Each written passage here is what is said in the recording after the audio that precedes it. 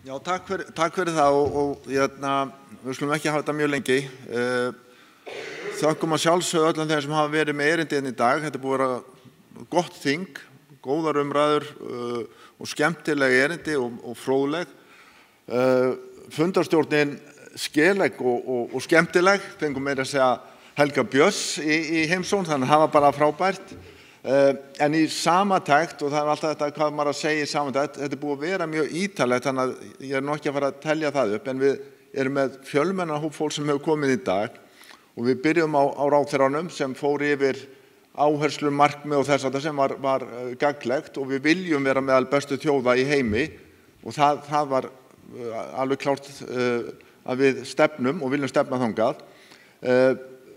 Gunnar Geir kom í kjölfarið með tölfræðina sem laði nú svolítið línurnar og vakti spurningar auðvitað hvað að gerast, hver þróunin og þetta til eins og síðust ára hafi verið 4 af 9 banaslysum í umferðinni á óvörðum fólki eða vegfarendum eitthvað sem við getum ekki sætt okkur við.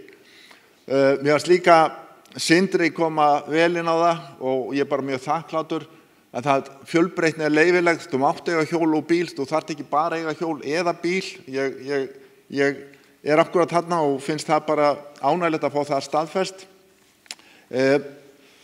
Varðandi hjálminn, það var mjög gaman að heyra það eru skipt á skoðanir og það sjálfsög til þess svona þing að það komi fram ólík sjónarmið, en mér finnst og Svanfríður nefndi þetta og tók meðal annars unglingastarfið að nýta það í að gera kannanir og það var alveg virkilega gaman. Ég hitti þessa krakka þegar þeir voru í svona smá uppskeruhátíð og það var ótrúlegur áhugi á þeim, á þessum málum og þau hefur sett sig inn í þetta.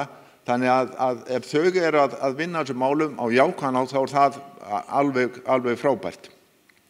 Katrín náttúrulega kemur með dæmið stofnhjólaleiðirnar sem mér finnst virkilega spennandi að þetta okkur nauðsynlegt til þess að gera þessar samgöngur greiðari og það var mjög fróðlegt og hvernig búið að setja hönnunarreglur sem eru þá notaðar fyrir þetta. Og við fengum svo Þuríði Hörpu og hún náttúrulega benti mér á að við vorum að tala virka vegfarendur og þessa óvörðu að við vorum ekki að tiltaka allan hópinn sem alveg hárrétt og þetta var bara mjög góð ábending og það sem hún nefndi líka og við sáum og að því Hopp var nefnt að sko það eru ljón í veginum en auðvitað þurfum við bara að finna lausnir. Við erum ekki að fara að hætta einhverju, heldur verðum við að finna lausnir. Það var Jónas kom inn á starfshópinn og það sem hann sagði sem bara mjög gott, þetta rafhlaupahjólin eru góð tæki ef notuð rétt og það málið, ef þau eru notuð rétt þá virkar þetta. Og ég fannst líka ágætt þegar Höskuldur var að tala þetta verkefni, ég vissi ekki af því og fannst það mjög fróðlegt og þessi áhrif vinds og rigningar, hvernig það minnkaði þegar þú varst með rafhjólin og það kom svolítið að því ég byrjaði kvart yfir veðrun í morgun þá kom það svolítið í gegn að hættu þessu kveinið, þú nota bara rafmagnshjólið þitt og þá ertu bara í góðum gír, getur farið upp brekkur og ert alltaf í meðvindi. Og eins og ég segi, svo fengum við bara Helga Björns og allt í góðu með það og það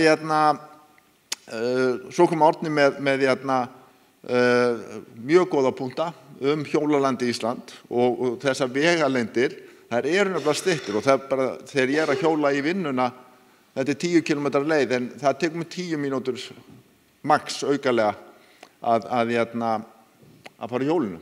Það ekki langur tími. Og svo kom borgarlínuverkefnið, fengum Arndísi Ósk til að fjalla það, mjög spennandi náttúrulega og gjörbreytir hlutum og þessi samlíking við hitaveitunum var ansi góð fannst mér vegna að það var framsýni fyrir mörgum áratugum sem virkar enn þann dag í dag.